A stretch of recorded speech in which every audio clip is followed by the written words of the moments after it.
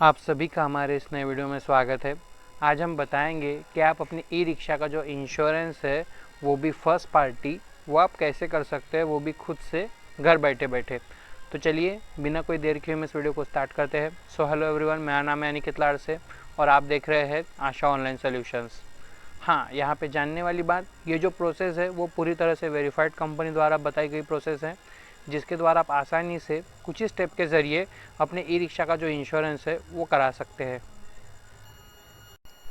अब आपका सबसे बड़ा सवाल ये होगा कि ये जो इंश्योरेंस है वो कहाँ से कराए। तो जैसा कि आप देख सकते हैं, आपके सामने एक वीडियो दिखाई दे रही है। मान लीजिए यह वह वीडियो है जो अभी आप देख रहे हैं हमारी। आपको क्या करना है, इसके कमेंट सेक्शन में जाना है। यहाँ पे ना एक लिंक दी हुई है, आपको क्या करना है, इस लिंक पे क्लिक कर देना है।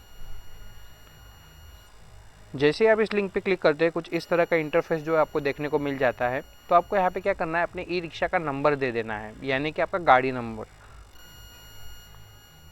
और सर्च पे क्लिक कर देना है। अब आप देख सकते हैं आपके सामने जो है गाड़ी की कुछ डिटेल्स जो वो खुल के आ गई है। तो कुछ कुछ केस में क्या होता है कि ये जो डिटेल्स है ना वो खुल के नहीं आती है। तो उस केस में आप क्या करोगे कि अपने आरसी बुक से देख के ना ये सभी डिटेल्स आपको यहाँ पे फिल कर देना है। और अगर ऑटो फिल होके आ जाती है तो कोई चिंता की बात नहीं है, आप आगे बढ़ सकते हैं। हाँ, यहाँ पे और एक बात, कुछ लोग क्या करते हैं, यहाँ से वीडियो देख के ना गूगल पे सर्च करने चले जाते हैं। तो वहाँ पे दिक्कत क्या आती है मैं आपको बता देता हूँ। वहाँ पे क्या होता है कि आपकी जो प्रोसेस है वो आधी होती है, यानी कि पहले तो आपका प्रीमियम ले लिया जाता है और उसके बाद केवाईसी होती है। तो उसमें दिक्कत क्या आती है कि कभी कभी जो आपकी केवाईसी है वो पूरी तरह से कंप्लीट नहीं होती है, या फिर रिजेक्ट हो जाती है, या ऑप्शन ही नहीं आता है। और दूसरा क्या है कि अगर आप पॉलिसी इशू तो करा लेते हैं पर उसकी प्रिंट जो है आपको प्राप्त नहीं होती है, या फिर डाउनलोड करने का ऑप्शन ही नहीं आता है। और तीसरा ये कि आपकी जो पॉलिसी है वो एम परिवहन पे अपडेट नहीं होती है। तो उस केस में भी आप परेशान हो जाते हैं। और अगर आप इस लिंक के ज़रिए जाते हैं तो आपको इन तीनों चीज़ों से कोई भी घबराने की ज़रूरत नहीं है। पहले तो क्या होगा कि आपकी पूरी प्रोसेस जो है वो कंप्लीट होंगी केवाईसी के साथ, उसके बाद में ही आपको प्रीमियम पे करने को कहा जाएगा। और दूसरा ये कि जैसे ही आप पेमेंट सक्सेसफुली कर देते हैं उसके कुछ समय बाद आपको पेज रिफ़्रेश होकर आपको जो है आपके पॉलिसी डाउनलोड करने का ऑप्शन जो है देखने को मिल जाता है। और रही बात एम परिवहन की, तो एम परिवहन पे कब अपडेट होंगी ये आपको आपके पॉलिसी में ही देखने को मिल जाएगा। ठीक उसी समय आपकी जो पॉलिसी है वो आपको आपके एम परिवहन पे अपडेट होके मिल जाएंगी। और अगर मान लीजिए अगर कोई दिक्कत आती है, या कोई आपको समझ में नहीं आता, या प्रोसेस को लेकर कोई भी डाउट है, या कुछ समझ नहीं आ रहा है, या फिर आपकी पॉलिसी डाउनलोड नहीं हुई है, या फिर एम परिवहन पे अपडेट नहीं होती है, तो उस केस में आप एक नंबर देख सकते हैं, स्क्रीन पे एक नंबर दिया हुआ है। तो आप मुझे उस पर कॉल कर सकते हैं या फिर मुझे व्हाट्सएप भी कर सकते हैं, मैं आपकी पूरी हेल्प करूँगा। अगर कुछ भी समझ नहीं आता है तो आप मुझे उस नंबर पर कॉल करिए, मैं आपकी हेल्प कर दूँगा। तो जैसा कि आप देख सकते हैं यहाँ पे जो है आपकी डिटेल्स जो खुल के आ गई है। तो आपको क्या करना है, सिंपल से नेक्स्ट पे क्लिक कर देना है। अब यहाँ पे पूछा जा रहा है आप कौन सी पॉलिसी कराना चाहते हैं, कंप्रेहेंसिव या थर्ड पार्टी। तो पहले तो ये समझ लेते हैं थर्ड पार्टी मतलब क्या। अगर हमारी गाड़ी द्वारा किसी और की गाड़ी को टक्कर लग जाती है, या फिर नुकसान हो जाता है, टूट फूट हो जाती है, तो उसकी भरपाई हमें इंश्योरेंस कंपनी देती है। साथ ही साथ अपने ऑनलाइन चालान से बचने के लिए भी आपका कम से कम जो है थर्ड पार्टी का इंश्योरेंस होना ज़रूरी है। और अगर बात करें कंप्रेहेंसिव की, तो कंप्रेहेंसिव यानी फर्स्ट पार्टी।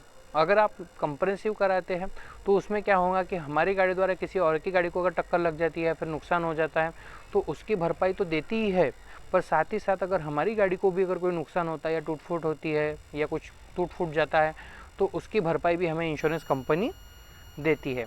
अगर आप चाहते हैं कि मुझे सामने वाली पार्टी की भी भरपाई मिले, और खुद की गाड़ी की अगर कोई नुकसान होता है खुद की गाड़ी को, तो उसकी भी भरपाई मिले, तो उस केस में आपको कंप्रेहेंसिव कराना चाहिए। तो ये आप पे डिपेंड करता है कि आप कौन सा प्लान कराना चाहते हैं। जैसा कि आप देख सकते हैं यहाँ पे ना एक ब्लू डॉट दिया हुआ है। अगर मान लीजिए अगर आप थर्ड पार्टी कराना चाहते हैं तो सिंपल से ब्लू डॉट को थर्ड पार्टी की ओर रहने देंगे। और अगर आप कंप्रेहेंसिव कराना चाहते हो तो इस ब्लू डॉट को कंप्रेहेंसिव की तरफ कर दोगे। तो आप यहाँ पे देख सकते हैं कंप्रेहेंसिव की तरफ कर दिया है। अगर आप थर्ड पार्टी करना चाहते हैं तो इस ब्लू डॉट को थर्ड पार्टी की तरफ कर दोगे। अब यहाँ पे सबसे महत्वपूर्ण बात, यहाँ पे पूछा जा रहा है प्रीवियस पॉलिसी डिटेल्स, यानी पुरानी पॉलिसी की डिटेल्स। अगर आपकी पॉलिसी जो है 2024, 2023, 2022 या फिर उससे भी पहले साल में अगर आपकी जो पॉलिसी है वो एक्सपायर हुई है, तो उस केस में आप क्या करोगे कि यहाँ पे अपनी पुरानी पॉलिसी की डिटेल्स जो है वो आप इंटर नहीं करोगे। आपको यहाँ पे पुरानी पॉलिसी की डिटेल्स इंटर नहीं करना है। जिसकी पॉलिसी 2024 23, 22 या उससे भी पहले अगर एक्सपायर हुई है तो आप यहाँ पे डिटेल्स इंटर ना करें। तो आपको क्या करना है प्लान देखने के लिए, आपको ये करना है, मैं आपको दिखा देता हूँ। आप यहाँ पे देख सकते हो, यहाँ पे दिया हुआ है प्रीवियस ईयर पॉलिसी अवेलेबल। तो यहाँ पे जो ब्लू डॉट है ना वो येस पे है, तो आपको इसको क्या कर देना है कि नो पे कर देना है। आप यहाँ पे देख सकते हो, यहाँ पे साफ साफ दिया हुआ है प्रीवियस ईयर पॉलिसी अवेलेबल। तो यहाँ पे जो जो येस पे दिया है ना ब्लू डॉट, आपको क्या करना है, इसको नो पे कर देना है। यहाँ पे ये पूछा जा रहा है कि आपकी पुरानी पॉलिसी की डिटेल्स अवेलेबल है क्या आपके पास, तो अगर है तो येस पे है। तो इसलिए आपको यहाँ पे क्या करना है, अगर 2024 से पहले आपकी पॉलिसी एक्सपायर हुई है, 2024 में आपकी पॉलिसी एक्सपायर हुई है, तो उस केस में आप क्या करोगे, आप इस ब्लू डॉट को नो की तरफ कर दोगे इस तरह से। तो आप देख सकते हैं ये जो सेक्शन है वहाँ से हट गया है, तो आपको यहाँ पे जो है पुरानी पॉलिसी की डिटेल्स देने की ज़रूरत नहीं है। और आप नीचे देख सकते हो यहाँ पे व्यू कोर्स का जो ऑप्शन है वो चालू हो गया है, तो आप यहाँ पे क्लिक करके अपनी प्लान देख सकते हैं। और अगर मान लीजिए आपकी जो पॉलिसी है वो 2025 में एक्सपायर हुई है या फिर 2025 में एक्सपायर होने वाली है, तो उस केस में आप क्या करोगे, यहाँ पे सिंपल से अपनी डिटेल्स जो है वो पूरी तरह से फिल कर दोगे। यहाँ पे आपको क्या फिल करना है कि आपकी जो पुरानी पॉलिसी वो कौन सा प्लान लिया था, थर्ड पार्टी या कंप्रेहेंसिव, वो आपको यहाँ पे चूज़ कर देना है। कौन से तारीख को एक्सपायर हुआ था और कौन से कंपनी से लिया गया था, वो आपको यहाँ पे फिल कर देना है। और नीचे जो दिया हुआ है, अगर आपने कोई क्लेम लिया होगा, यहाँ पे दिया है have your made claim last year, आपने अगर कोई क्लेम लिया हो तो आपको इसको येस पे कर देना है, अगर नहीं लिया है तो इसको नो पे रहने देना है। और यहाँ पे आपको नॉन क्लेम बोनस, मतलब आपने कोई क्लेम नहीं लिया है तो उसका जो बोनस मिलता है वो आपको यहाँ पे सिंपल से इंटर कर देना है। ठीक है, तो आप यहाँ पे देख सकते हो ये सभी डिटेल्स आपको यहाँ पे फिल कर देनी है। और जिसकी पॉलिसी 2024 में एक्सपायर हुई है वो सिंपल से यहाँ पे प्रीवियस ईयर पॉलिसी अवेलेबल, ये यहाँ पे दिया हुआ है प्रीवियस ईयर पॉलिसी अवेलेबल। अगर जिसकी पॉलिसी 2024 में एक्सपायर हुई है या फिर उससे पहले एक्सपायर हुई है, तो उस केस में आप क्या करोगे कि ये जो ब्लू डॉट येस पे है आप इसको नो कर दोगे, तो आप ये सेक्शन हट जाएगा और आपको सिंपल से व्यू कोर्स पे क्लिक कर देना है। अब आप देख सकते हैं आपके सामने जो है सभी कंपनियों के जो प्लान है वो खुल के आ गए हैं। तो आपको देख सकते हैं यहाँ पे देखने को मिल रहे हैं। हाँ, यहाँ पे ध्यान देने वाली 3 बातें हैं। पहले तो ये कि आप यहाँ पे देख सकते हो साफ साफ दिया हुआ है पॉलिसी स्टार्ट 13 अप्रैल 2025, यानी कि आपको यहाँ पे एक डेट मेंशन होंगी जिसमें आपको बताया जाएगा कि आप अगर इस तारीख से कराते हैं तो आपको इस तारीख को जो है आपकी पॉलिसी जो है वो चालू हो जाएंगी या फिर एम परिवहन पे अपडेट हो जाएंगी, तो आपको यहाँ पे देखने को मिल जाएगा। और दूसरा क्या है, यहाँ पे जो प्रीमियम राशि दी हुई है ये पूरी तरह से जो है वो जीएसटी इंक्लूड है। जैसा आप देख सकते हैं, मैं आपको आप कहाँ से देखोगे कि यहाँ पे आप नीचे देख सकते हो प्रीमियम राशि के नीचे यहाँ पे दिया है पॉलिसी डिटेल्स, तो आपको यहाँ पे क्लिक कर देना है। तो आप यहाँ पे देख सकते हो आपके पॉलिसी की जो पूरी जो समरी है वो आपको यहाँ पे देखने को मिल जाएंगी। तो आप यहाँ पे देख सकते हो कि आपका जो टोटल प्रीमियम है वो कितना हो रहा है और उसमें कितनी जीएसटी जुड़ रही है, ये आप यहाँ पे देख सकते हो। तो यहाँ पे आपको फाइनल प्रीमियम दिख जाएगा, जिसमें आपका प्रीमियम प्लस जीएसटी जोड़ के जितना भी आपका फाइनल प्रीमियम हो रहा है वो आपको यहाँ पे देखने को मिल जाएगा। तो आप यहाँ पे देख सकते हो। तो मैं बता देता हूँ, ये जो पूरी तरह से जीएसटी इंक्लूड है प्रीमियम राशि, तो ये आप यहाँ से देख सकते हैं। और तीसरा ये, अगर मान लीजिए आप कुछ ऐड करना चाहते हैं जैसे कि पर्सनल एक्सीडेंट कवर या कुछ, तो आप कहाँ से ऐड करोगे, तो आप नीचे देख सकते हो यहाँ पे एड ऑन्स का ऑप्शन दिया है, तो आप सिंपल से यहाँ पे क्लिक कर दोगे। तो आप यहाँ पे देख सकते हो बहुत सारे ऑप्शन दिए। अगर आप कुछ ऐड करना चाहते हैं जैसे IMTA 23, यहाँ पे दिया है 0 डिप्रिसिएशन, तो आप जो भी यहाँ से ऐड करना चाहते हैं वो ऐड कर सकते हैं। जैसे अगर मान लीजिए पर्सनल एक्सीडेंट कवर लेना चाहते हैं, अगर आप समझ लीजिए खुद चला रहे हैं, तो उस केस में आप क्या करोगे, ओवन ड्राइवर ले लोगे, ओनर ड्राइवर। और दूसरा क्या है, अगर मान लीजिए आप पेड ड्राइवर है, यानी आपने कोई ड्राइवर को रखा है, तो आप यहाँ पे पेड ड्राइवर ले लोगे और यहाँ पे ये लिखोगे कि आपने उनको जो है कितने लाख का जो बीमा आप देना चाहते हैं वो आपको यहाँ पे इंटर कर देना है और अप्लाई फ़िल्टर पे क्लिक कर देना है। तो आप यहाँ से जो भी ऐड करना चाहते हैं बस उसको इस तरह से टिक करिए और अप्लाई फ़िल्टर पे क्लिक कर दीजिए। और अगर नहीं करना चाहती तो सिंपल से इसको अनचेक कर देना है और वापस आ जाना है। और आप यहाँ पे देख सकते हैं आपकी जो IDV दी हुई है, तो यहाँ पे IDV मतलब क्या है कि IDV मतलब वो कि जो आपकी गाड़ी को एक दी जाने वाली राशि, यानी अगर कोई टूट फूट होती है तो उसको जो राशि दी जाएंगी पूरी एक लिमिट है, जो इस राशि तक आपको जो है आपकी गाड़ी की नुकसान भरपाई मिल जाएंगी, तो उसको IDV मतलब कि आपकी गाड़ी को दी जाने वाली नुकसान भरपाई में राशि। तो ये है IDV। तो आप यहाँ पे देख सकते हो, अगर मान लीजिए यहाँ पे IDV दी है, ये कम है, अभी लग रहा है आपको कम है ये बहुत, तो अगर आप इसको बढ़ाना चाहते हो तो कहाँ से बढ़ाओगे, यहाँ पे दिया हुआ है ऊपर व्हीकल IDV। तो आप सिंपल से यहाँ पे ना सेलेक्ट, यहाँ पे जो सेलेक्ट दिया है आप इस पर क्लिक करोगे तो आप यहाँ पे देख सकते हो आपको जो है अपनी IDV बढ़ाने का जो है ऑप्शन मिल जाता है। तो आप यहाँ पे ये जो ब्लू डॉट है ना, इसको इस तरह से बढ़ा सकते हो।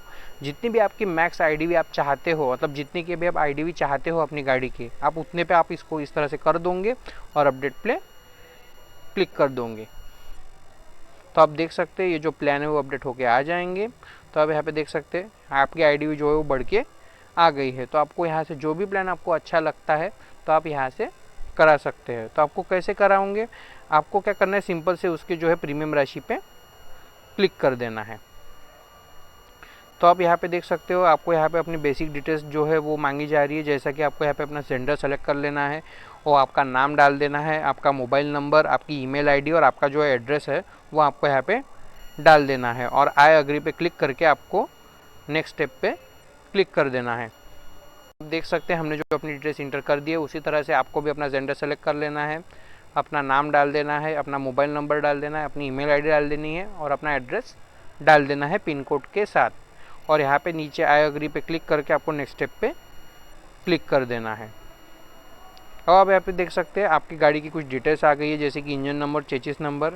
तो कुछ कुछ केस में जो है वो ज़्यादातर केस में तो ये आ ही जाते हैं ऑटो फिल होके, पर कुछ कुछ केस में जो है वो ऑटो फिल होके नहीं आते हैं। तो आप क्या करोगे कि अपने RC बुक से देख के अभी आपको यहाँ पे अपनी इंजन नंबर और चेसिस नंबर दे देना है। और आप नीचे देख सकते हो यहाँ पे पूछा जा रहा है आपकी जो गाड़ी है वो लोन पे है क्या। अगर नहीं तो इसको नो पे रहने देना है, और अगर है तो आपको इसको येस पे कर देना है। और यहाँ पे ये बताना है कि आपने कौन सी कंपनी से लोन लिया है और कौन सी ब्रांच से लोन लिया है। तो आपको ये डिटेल्स यहाँ पे इंटर कर देनी है। और अगर नहीं है तो आपको इसको नो पे रहने देना है और नेक्स्ट स्टेप पे क्लिक कर देना है।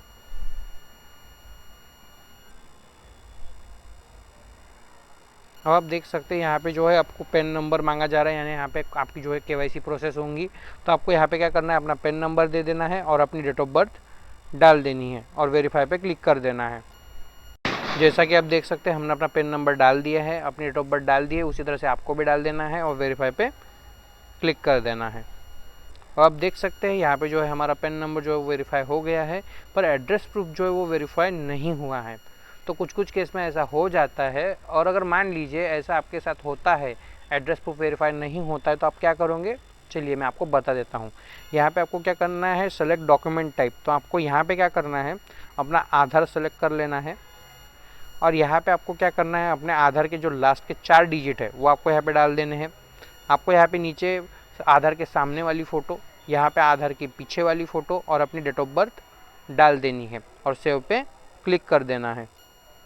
जैसा कि आप देख सकते हैं, तो अभी आपको यहाँ पे क्या करना है, जैसे कि हमने यहाँ पे सेलेक्ट कर लिया है, आपको भी वहाँ पे आधार जो है सेलेक्ट कर लेना है। अपने आधार के लास्ट के 4 डिजिट डाल देने हैं, अपने आधार के सामने वाली फ़ोटो, आपके आधार के पीछे वाली फ़ोटो और अपनी डेट ऑफ बर्थ डाल देना है और सेव पे क्लिक कर देना है। अब आप देख सकते हैं यहाँ पे जो है हमारा पेन नंबर और एड्रेस प्रूफ जो वेरीफाई होके आ गया है।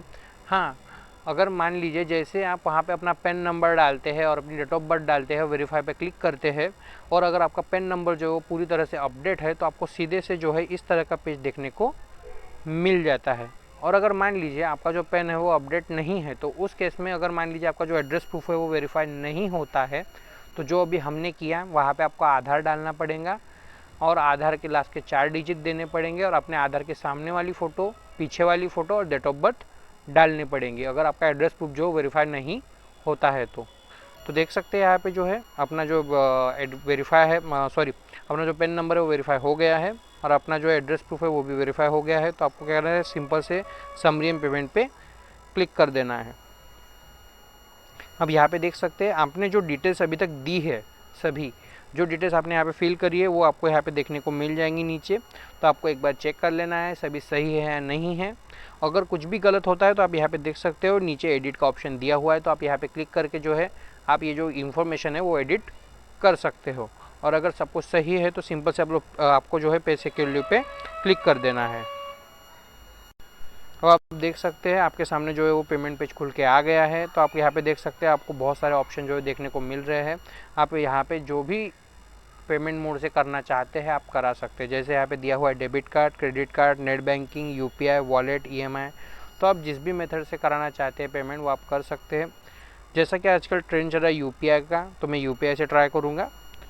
तो यहाँ पे देख लीजिए, मैं आपको बता देता हूँ यहाँ पे दिया हुआ है। जैसे अगर आप पेमेंट करना चाहते हैं तो आप नीचे देख सकते हैं, अगर आज अगर आप यूपीआई ऐप जो है वो यूज़ कर रहे हैं, तो आप अगर पेमेंट करना चाहते हो आप, तो सिंपल से क्या करोगे, यहाँ पे नीचे दिया हुआ है स्कैन एंड पे। तो आपको क्या करना है, यहाँ पे व्यू पे क्लिक कर देना है। तो आप देख सकते हैं आपके सामने जो है क्यूआर खुल के आ गया है। तो आपको क्या करना है, आपके यूपीआई ऐप से इस क्यूआर को स्कैन कर लेना है और पॉलिसी बाज़ार को अपना प्रीमियम पे कर देना है। जैसा कि आप देख सकते हैं यहाँ पे मर्चेंट नेम दिया हुआ है पॉलिसी बाज़ार। ये किसी व्यक्ति या किसी संस्था को नहीं जा रहा है, ये सीधे से कंपनी को जा रहा है। ये आप देख सकते हैं यहाँ पे नाम दिया हुआ है। जब आप क्यूआर स्कैन करेंगे तभी भी आपको वहाँ पे नाम मिल जाएगा पॉलिसी बाज़ार लिख के, तभी आपको वहाँ पे कर देना है। और अगर मान लीजिए अगर आप इस तरह से नहीं करना चाहते तो आपको यहाँ पे क्या करना है, अपना यूपीआई नंबर डाल देना है।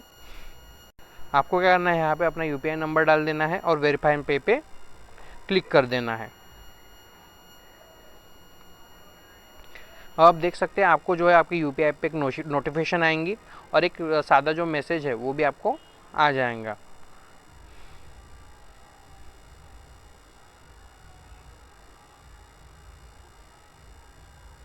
ये देख सकते हैं मुझे मैसेज भी आ गया है।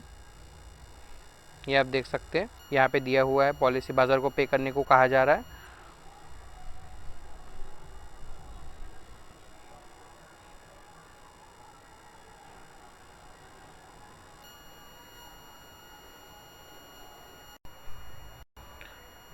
तो जैसे ही आपके यूपीआई ऐप पे एक नोटिफिकेशन आ जाता है आपको, तो आपको क्या करना है, उस नोटिफिकेशन पे क्लिक कर देना है। तो आप यहाँ पे देख सकते हैं अपने को पेमेंट की जो रिक्वेस्ट है वो आ गई है। तो आपको सिंपल से क्या करना है, इसके पे क्लिक कर देना है।